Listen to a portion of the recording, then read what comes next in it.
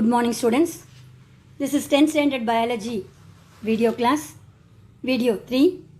In this video, we are going to continue the same lesson, that is transportation in plants and circulation in animals. Dear students, in the previous video class, we have seen different means of transport in plants, that is diffusion, active transport, osmosis, plasmolysis and imbibition. And also the process osmosis, which is demonstrated by the experiment known as thistle funnel experiment, and potato osmoscope also we have learnt in the previous video class. Then we have seen root air, which is act as the absorbing unit, and how the water molecules which is enter into the xylem components, which is absorbed by the root region, there is root air region. Then different movement of water molecules, that is apoplast pathway and symplast pathway. What is apoplast pathway? The water molecules which is enter into the xylem components through the intercellular spaces. What is that one? Intercellular spaces and wall of the cell, that is cell wall, that is said to be apoplast pathway. Another one, symplast pathway, the water molecules which transport from root air region to the xylem components through plasma membrane or cell membrane. The plasma membrane which contains the canal is named as plasmodesmata. That is said to be symplastic pathway. So these are all the topic we have seen in the previous video class. Today we are going to see the next topic, transpiration. Dear students, this is the topic, transpiration. It is the basic topic you already studied in the lower classes. Transpiration is the evaporation of water molecule in the form of water vapor through the stomata or minute opening which is present in the leafy region is known as transpiration. So what is that one? Evaporation of water molecule in the form of water vapor through a minute opening present in the leaves is known as stomata. That process is called a transpiration. The stomata is a special cell which is present in the upper epidermis and the lower epidermis of a leafy region. That one you already studied in first lesson, that is plant anatomy. These stomata, which are surrounded by a bean-shaped structure, is called a God cell, or kidney-shaped structure is called a God cell. A only epidermal cell which are having the chloroplast is known as the God cell. So these stomata which are having two processes, one is the opening and a closing process. Stomata always open at daytime and closed at night time. Why it is open at daytime? Because daytime only that photosynthetic process is taken place, transpiration is taken place, and also gaseous exchange is also taken place. That's why in the daytime only it will be open. At night time there is no sunlight, so no photosynthetic process, and also transpiration rate is also very less. Then gaseous exchange is also taken place at normal 1. But due to the lack of sunlight, at night time the stomata is closed. So the opening and closing of the stomata change the turgidity of the God cell. So how the stomata which is opening at daytime and closing at the night time. So this will be happen due to the activities of God cell which is present in the stomata. When the water enter into the God cell at daytime, the God cell became turgid, that is tightness, tighter. For imagine when the polythene cover is a flattened polythene cover, when you pour the water inner side of the polythene cover, it will be bulged and also it look like turgid, tightness. Likewise, when the water enter into the God cell, it become turgid. So the water molecule makes the God cell to push the lateral position. That's why it's make the stomata to open. Likewise, when the God cells lose water, what will happen? It became flaccid. That means looseness. Flaccid. And the stomata closes. So due to the activity of God cell only, the stomata which is opening and closing. That is said to be transpiration. This transpiration was proved by simple experiment. Dear students, you can also do it at home itself with the help of ice cream cup or any tumbler or whatever may be. So you have to take a potted plant. There is plant which is fixed into the soil and also it is placed in the pot. That is said to be potted plant with a lot of leaves. Then the plant region which is covered with dry polythene cover and keep it in the sunlight for few hours. After few hours, the small water droplets are appear in the polythene cover. How it will happens? That means the root which are absorbing the water molecule which is enter into the leafy region. The leaf which are taken the water to do the photosynthetic process. Remaining water is evaporated in the form of water vapor. So here there is no open space to evaporate the water in the form of water vapor. So the water droplets are appear on the inner side of the polythene cover. This proves that transpiration is taken place through stomata which is present in the leafy region. This is said to be process of transpiration and transpiration. Dear students, see the diagram. This is the structure of stomata. At the center, the arrow mark which are showing the space is only named as stoma.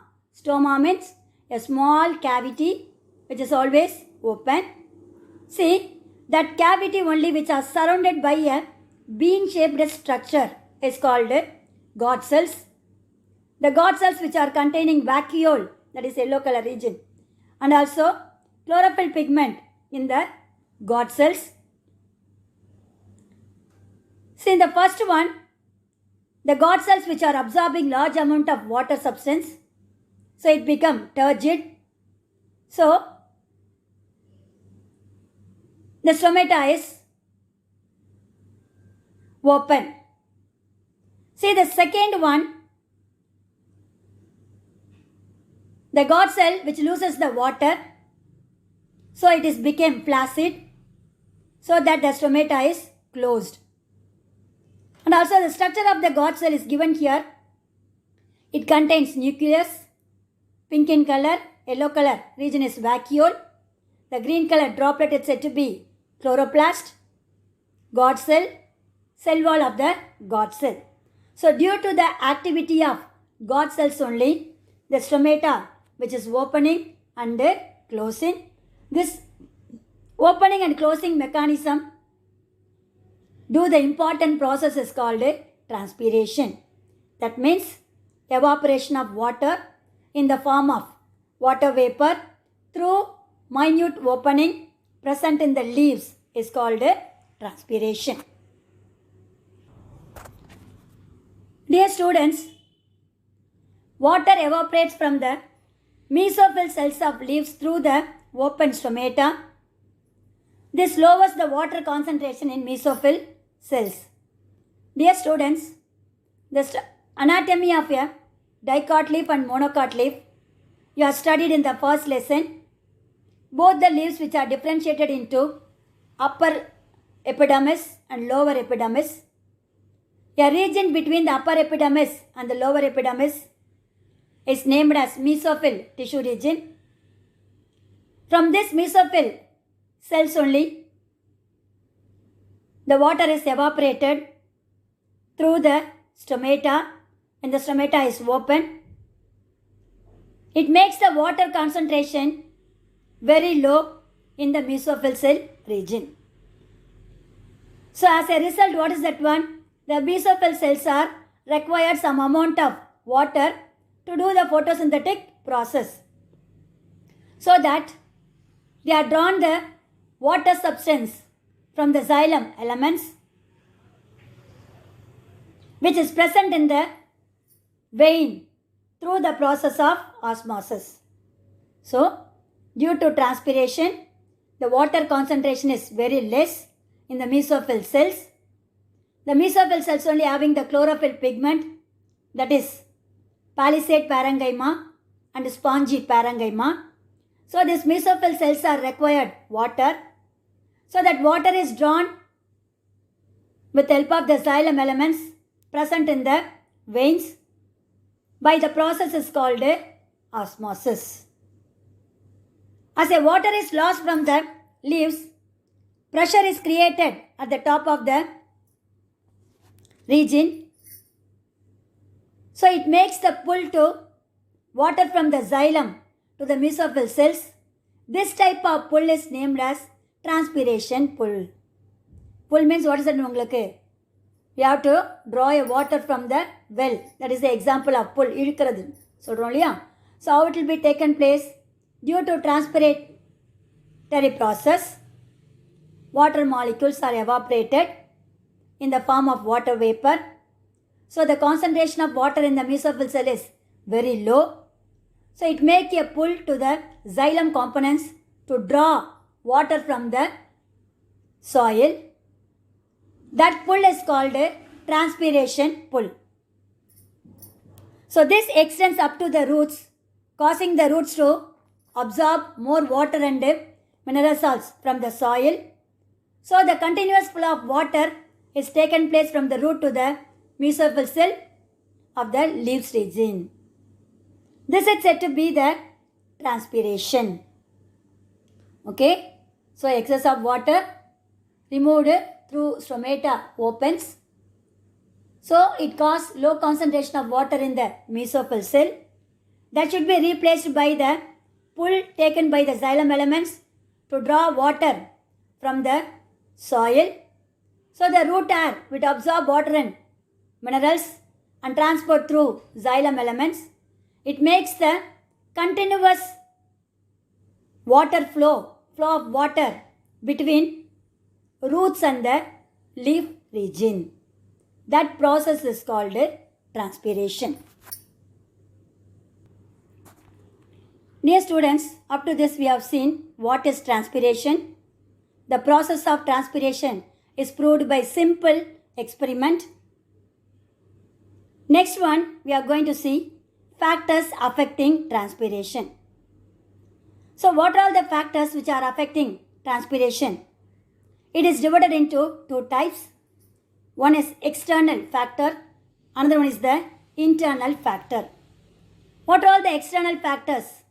The temperature, light, humidity and wind speed are the external factor which affects the transpiration process. Likewise, the internal factors is also affecting the transpiratory process. That means number of stomata, how many stomata which is present in the upper epidermis and lower epidermis. Normally, stomata which is present high in lower epidermis and less in upper epidermis. So the number of the stomata, then how it is distributed in the epidermal region, that is said to be distribution of stomata. Then percentage of opening and closing mechanism of stomata. Water status of the plant, that means how much water storage which is present in the plant region. And the canopy structure. That means it's already some of the internal factors. It's said to be canopy structures. So these are all the different internal factors and external factors. to affect the rate of transpiration.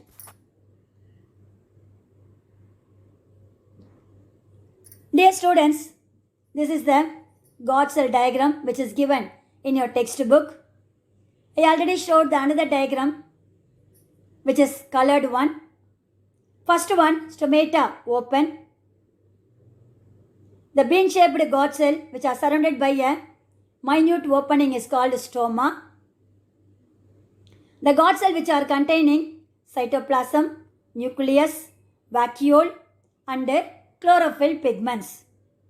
Then each God cell which are surrounded by a outermost layer is called a cell wall. So when the God cell is filled with water, it becomes turgid. So the stomata is open. That means it will be expanded in the lateral position. It makes the stoma to open. Another one, if the water molecules are oozes outside, it became placid and also the stomata closed. This is said to be opening and closing mechanism of stomata. So dear students, in the previous paragraph we have seen factors affecting transpiration, internal factors, external factors. Now we are going to see another topic, that is root pressure. Dear students, water and mineral salts which are present in the soil, which is absorbed by the root hairs and transported to the different parts of the plant body through xylem components. So whenever they are moving from one place to another place, the pressure of the wall is increases. So the pressure of the wall which is present in the xylem components is increases.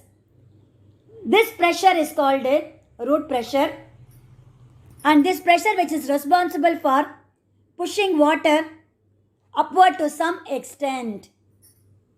So this is the advantage only. So the root hairs which are absorbing water and mineral salts from the soil, this root hairs is also transporting the water from epidermal cell, cortex, endodermis and the xylem components.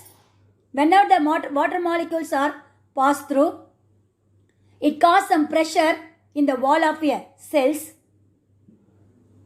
That pressure is called root pressure.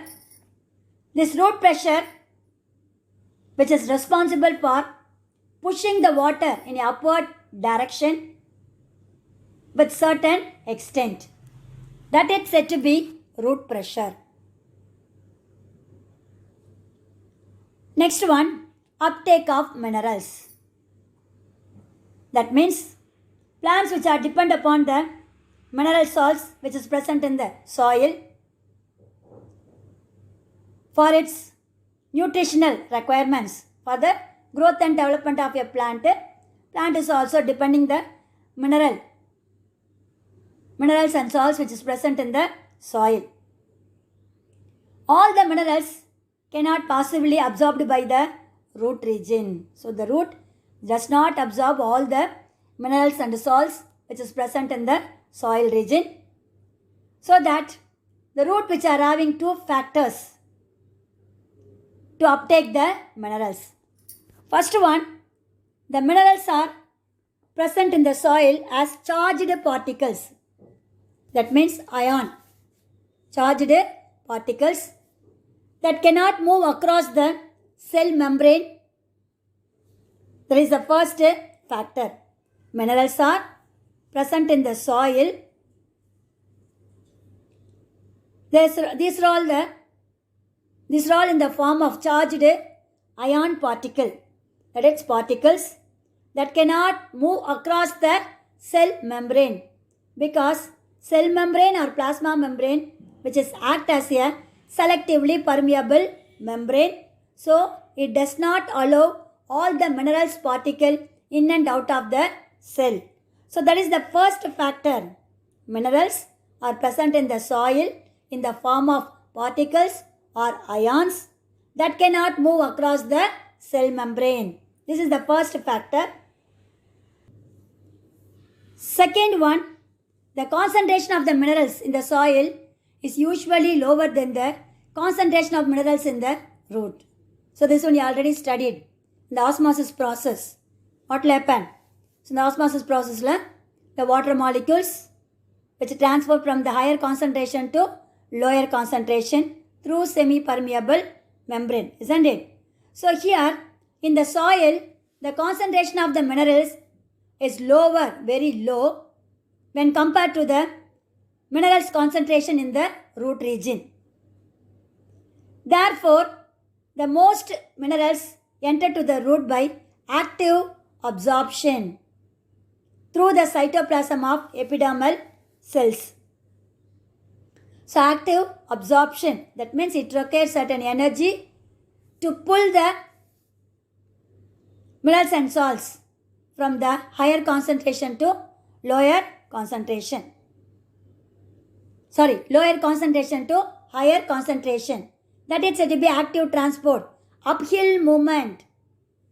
So mineral salts which is present in the soil contains very low concentration when compared to the minerals concentration present inner side of the cell.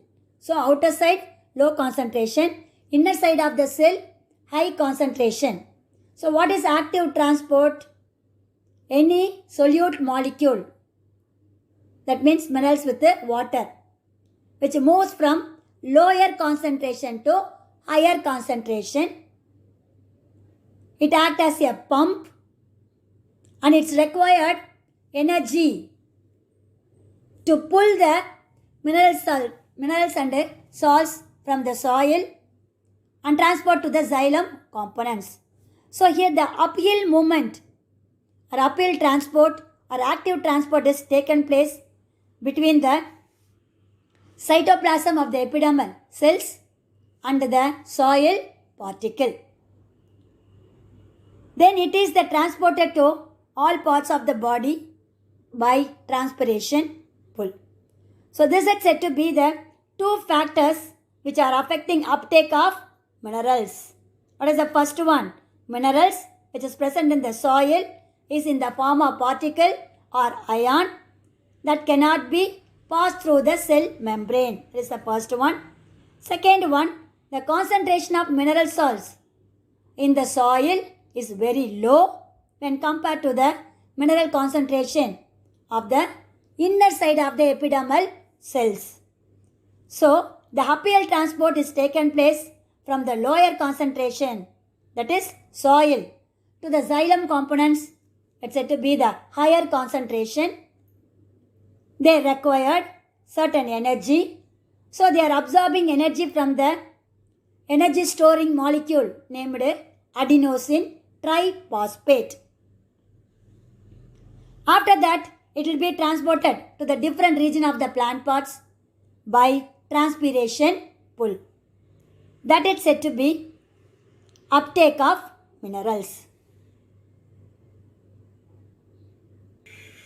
So the next topic is translocation of mineral ions. Dear students, minerals are remobilized. What is remobilized?